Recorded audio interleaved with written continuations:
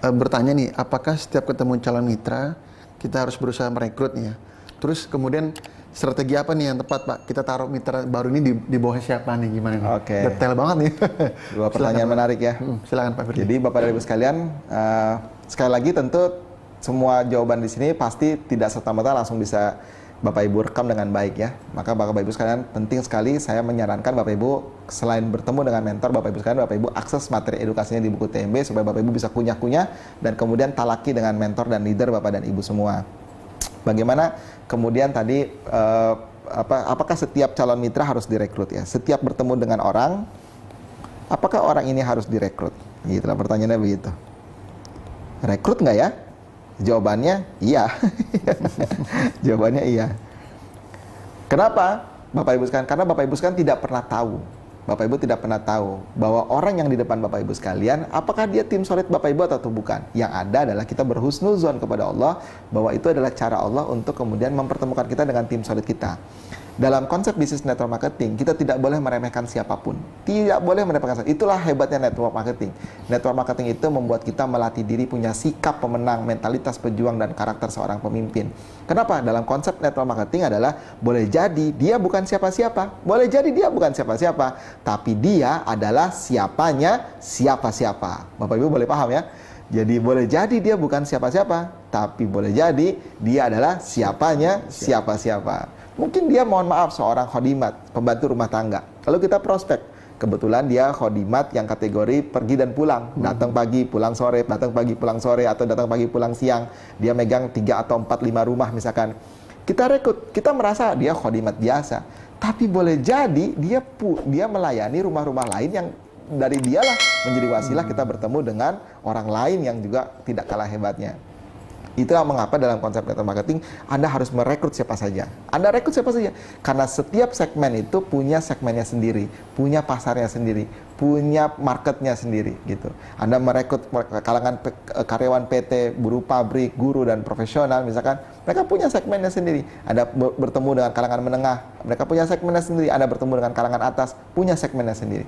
Siapapun yang Bapak Ibu rekrut saja, dan Allah dan Bapak Ibu tidak akan pernah mengira bagaimana cara Allah bekerja.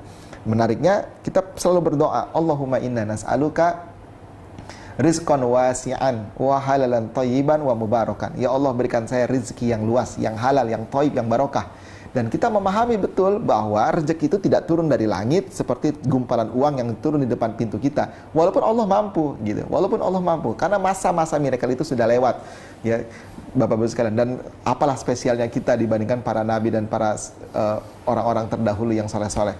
Maka kita memahami bahwa ketika kita minta kepada Allah rizki yang wasi'an, yang luas, itu bukan berarti turun uang dari atas gitu, turun harta benda dari atas. Tapi kita meyakini bahwa rezeki kita ada dititip di banyak orang. Maka tugas kita adalah menjemput rezeki itu dengan cara menemui banyak orang, berbicara dengan banyak orang, bertemu dengan banyak orang, membangun kesan yang bagus. Ingat tadi konsep di materi di awal, apa esensi dari sebuah bisnis? Bukan profit, bukan omset. Esensi dari sebuah bisnis adalah to build relationship, membangun hubungan baik. Membangun hubungan baik antar manusia. Maka omset dan profit adalah dampaknya, akibatnya. Jadi Bapak Ibu prospek saja banyak orang, dan selebihnya biarkan Allah yang bekerja dengan bagaimana Allah menentukannya. Nah, yang kedua tadi bagaimana cara menyusun jaringan ya? Bagaimana cara menyusun jaringan? Tentu ini waktunya akan butuh waktu yang sangat panjang, tapi saya kasih konsep sederhananya. Bapak Ibu boleh baca di buku TMB, ada satu daftar isi khusus, materi khusus cara menyusun jaringan. Nah, yang pertama Bapak Ibu sekalian, konsep dasarnya adalah prinsipnya adalah Bapak Ibu harus segera menjadi eksekutif director. Ini prinsipnya. Jadi mau bagaimanapun modelnya Bapak dan Ibu sekalian menyusun cara jaringannya, pastikan itu adalah cara paling tercepat menuju level eksekutif director. Jadi kalau Bapak Ibu eksekutif director, Bapak Ibu wajib memiliki 10 jalur tentu saja. Ini edukasi cara kerja benar ya. 2, 3, 4, 5, 6, 7, 8, 9, 10. Punya 10 jalur, di mana dari 10 jalur itu Bapak Ibu sekalian ada 6 minimal yang levelnya senior manager. Senior manager kan begitu ya. Senior manager itu punya 3 manajer di bawahnya ya.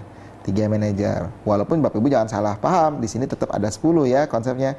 Gitu, ada 10, 2, 3, 4, 5, 6, 7, 8, 9, 10 gitu. konsepnya. Jadi meskipun saya tulis 3 yang manajer, ada 10 yang lain. Karena konsep kita tetap bangunnya 10. Nah, bagaimanapun cara menyusun jaringannya, pastikan caranya adalah supaya Bapak Ibu memiliki 6 senior manager langsung directly di bawah Bapak dan Ibu sekalian, supaya Bapak Ibu segera menjadi executive director. Selebihnya yang kedua, Bapak Ibu baca buku TMB dan konsultasi kepada mentor dan leader Bapak dan Ibu sekalian. Baik, terima kasih Pak Firly.